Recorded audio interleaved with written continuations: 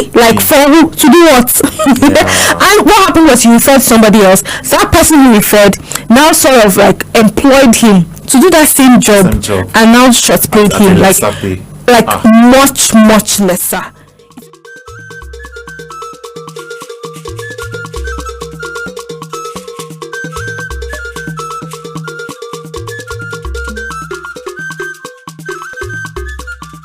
A while to like realize I can't keep doing this to myself because the thing about imposter syndrome is that it harms you more than anybody else. It harms you the most, and often when you keep on telling people, giving people a version of yourself that this is who you are, they believe you. There's something they say, you tell a lie enough, it becomes the truth.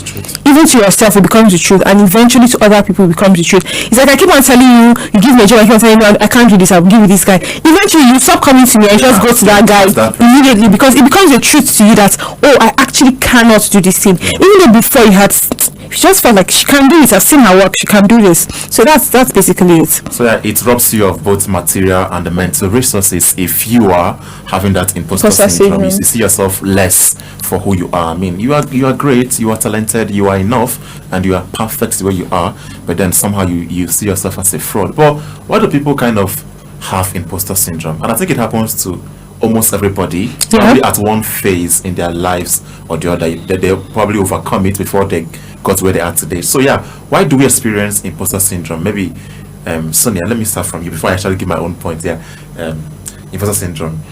Okay, sometimes it comes from environments.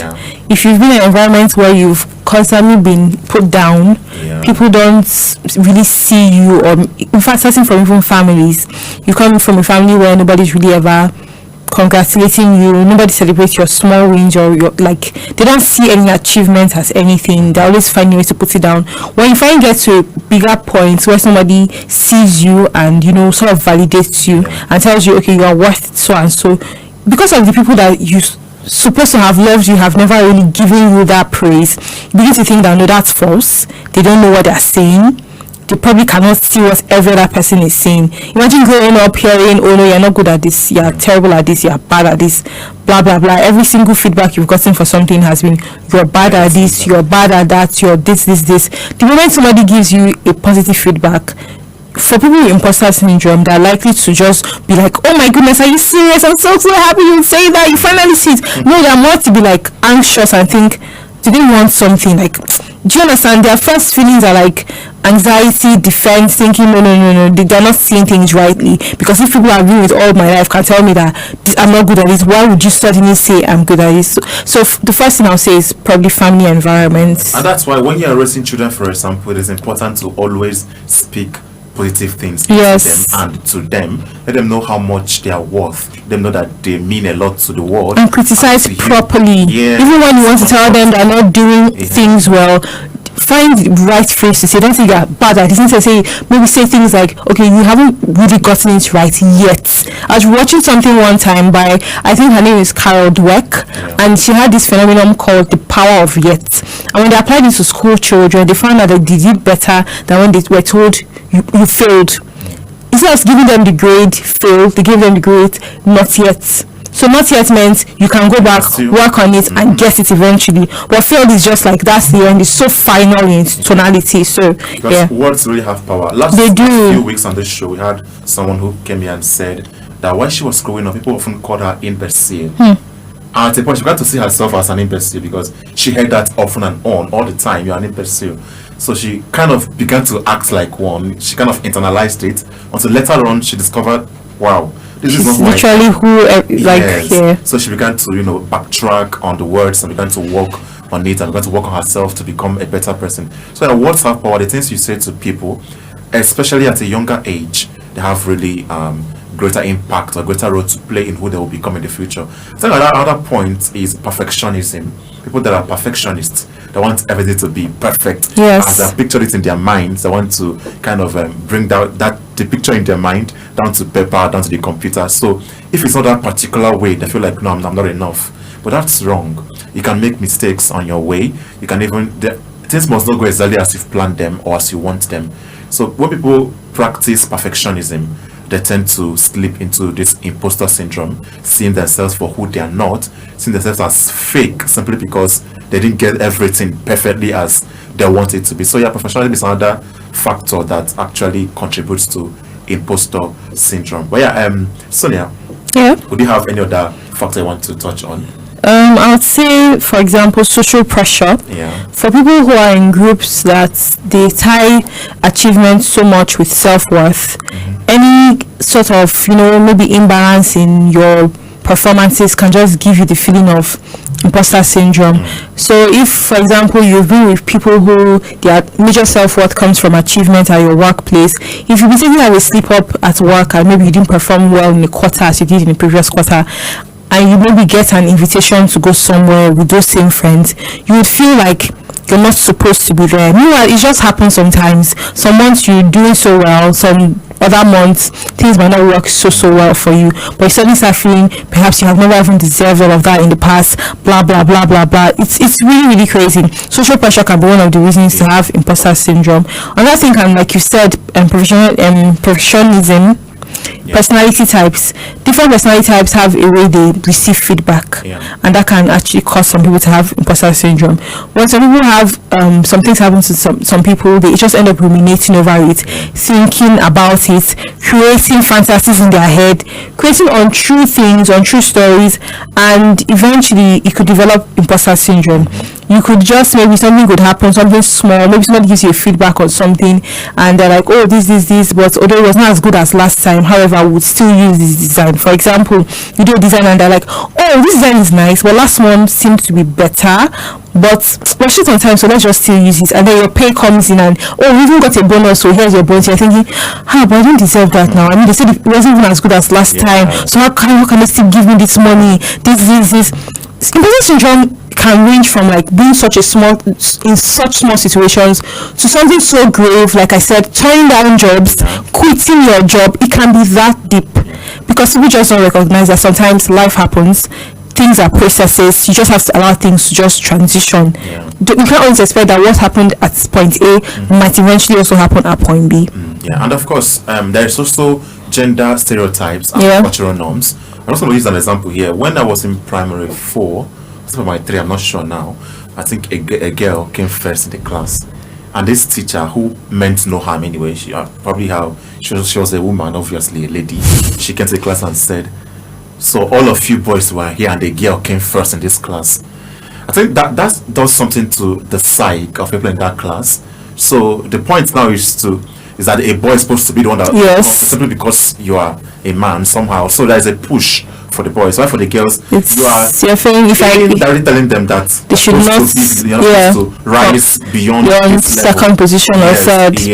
So and it happens even probably in schools, for example, during the SUG election. Even in uni, exactly. You hardly find girls that are like SUG president. Even from like, I know, like back in my uni, even from like just regular class rep levels.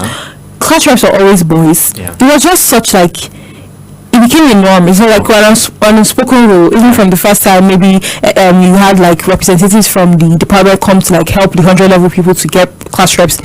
Class reps were always boys, and the assistants were always just girls. Like even if there was maybe a girl who wanted to vie for the position, from the way you just seen boys just standing, you're just thinking, oh, perhaps maybe I'm not really as good as I thought. Maybe it's not really good for girls. Next thing you know, they're going for the vice positions. And maybe in the future, when they're finally offered good leadership positions, maybe in banks, where they feel like I'm not enough. It's supposed to be a man, So somehow that also contributes to that imposter syndrome. But let's go on a quick break, and we'll come back. We'll talk about how to break free from imposter syndrome. Don't go anywhere. So Sonia, we've touched on what it is and what causes it, sort of. Now, how do we break free? I would say anyway, to start with, speak up. So some things thrive in your silence. Important, it thrives in your silence and in your anxiety. But if you can speak up about it, talk to people about it, let them know. Maybe you know that it's not only you. I mean, it's to people. The more you talk about it, the less it can hold a grip on you, because now you know what it is, where it is coming from, the source, and then you can fight it. So speak up first, speak up and talk to people about it, talk to your friends about your imposter syndrome. So Sonia, What's next tip are you giving us? Okay, there's something called assessing the evidence, and this is just like creating a column, 2 columns rather. On the first column you have reasons why I'm adequate, on the other one you have reasons why I'm inadequate. So when you have those 2 columns and somebody offers you a position, for example a big position, and you write down those reasons and you actually write them out and you evaluate the reasons why, you realize that some of the reasons why you think you're inadequate actually is just doesn't make any sense whatsoever. So by the time you have those 2 columns written down, you can really look through, okay, actually I'm adequate because I can do this. Can you perform that job? Actually, yes. Can you do yes. Why are you inadequate? You end up finding out you're spending time not knowing. The only reason you're going to end up putting down is I just feel that way. And feelings are not things to go by. You have to go by facts, go by knowledge. Feelings are not enough. If not, feelings are just going to lead you to trouble, because there are people that have had feelings and realize what I felt that time, what I'm feeling now, 2 different things. The only thing that remains constant is really the knowledge about something. So have assess the evidences you have about yourself, feelings of inadequacy and inadequacy like that. Then I would say practice self-compassion. Yeah. More self-love. Learn how to positively talk to yourself. Even when you do something wrong, I think everything really starts from the inside before it proceeds outside. Even when from small things of when maybe you pour water somewhere, there are times you realize you're telling yourself, God, I'm so clumsy, use words like that, or even I'm so stupid, why would I just do that? People do that to themselves very often. You don't even know you're even doing it, but you have to know how to practice positive self-talk. So when things like that happen, you're telling yourself, calling yourself a bad name. Because for people who are perfectionists, who mostly end up in this imposter syndrome problem, you need to learn how to say, oh, this wasn't so good, but it's okay, I can work on it next time. That's fine. And another part of types of people that actually fall in this imposter syndrome, people who are who ruminate a lot on things that have already happened. So you give a speech, everybody applauded, your boss comes to tell you that's the best speech has heard in a long time. The head or the chairman is telling you, my God, that was so well written. But thinking about the time that you pronounced a word wrong, thinking about the time that you mistakenly kicked something and then you say sorry and pick it up, you're racing over all the things that are so unnecessary and forgetting about the things that actually matter. So learn how to practice self-compassion, learn how to tell the voices in your head that tell you, you're not that good enough to get away. Keep practicing self-compassion over and over till it becomes a habit for you. So every morning you wake up, you're easily saying to yourself, I'm so good looking. I'm really good at this. It's not necessarily that you should be proud. You should still be able to acknowledge when you need to work better, but you should not allow yourself to be beat down by little inconveniences. So cut yourself some slack. Exactly. Be kind to yourself. And know that even the best of us can make mistakes from time to time. So importantly anyway, you should learn to actually acknowledge your accomplishments. Yes. Like you mentioned earlier, acknowledge that you did this with your talent. Even if you are maybe a religious person, it can include by the grace of God, God willing. But even at that, it is your hard work. Acknowledge that you actually worked hard. You were up several nights to make sure that this happened. You traveled several miles to make sure that you put in the hard work. So recognize that this is the fruit of your sweat. Don't just go about saying them. And I think we didn't mention it anyway, but people that often attribute their accomplishments to luck, just luck, can easily slip into imposter syndrome, because when they can't pinpoint where the luck is coming from now, they think they're not enough, or they're not fitting, or they're fraud. So I learned to especially when you have maybe colleagues that are vying for a position, and they're like, you actually don't deserve this, blah blah blah. You need to think, perhaps they're right, because I'm just lucky. I'm just lucky. You never. But if you practice self-compassion and positive self-talk over time, you'd have been able to already assert ahead of time that you are worth so and so thing. You are this good. You're that good. So like you said. And of course, great support network. It's connected to what I said earlier about speaking up. Yes. People that might be expressing the same thing online, offline, anywhere. The more if you have support around you, people who are always telling you how good you are. Imagine if have a sister or a friend who sees and say, what a beaut. All those hyping that people do for mothers. You know how mothers are saying, you are fine, I'm telling you, you're so beautiful. Don't let anybody talk to you anyhow. Like mothers, there's nobody that positive self-talks like mothers. And maybe we should all just draw from that energy. On a lighter note, I don't know if you've seen Queen Charlotte, this movie. Yes, I have. There is a point where I think it was the writer, the publisher, I don't know what she's called, Lady Whistledown, I think that was the time where she described a man. What's the man's name now? The man who had such terrible facial features and was old. So she described the man as the man who had a face that only a mother could love. I think that was Lady Danbury's husband. Yes. Lord Danbury. So yeah, they said that the man had a face only a mother. Because mothers will always help you. So yeah, imagine now. So if you have people around you who are always telling you how good looking you are, how good you are at your work, how you always excel at the things you do, I mean, it builds your confidence, because it takes confidence to break out of imposter syndrome. It does. Almost a product of anxiety and lack of trust in your own capacity and your own ability. It's not always luck. So yeah, create support group. Find people that support you. Now, if you are in a circle where they're always talking down on you, please leave that circle. It's not healthy for you. It's not healthy for the person you want to become or you want to become. So yeah, seek support group around you, and again, seek professional help. When you've tried all these things and it's not working, seek professional help. Go talk to a therapist, a counselor. Let them help you figure out, because sometimes it dates back to when you were 5 years old, 6 years old, and you can't really pinpoint where it's coming from.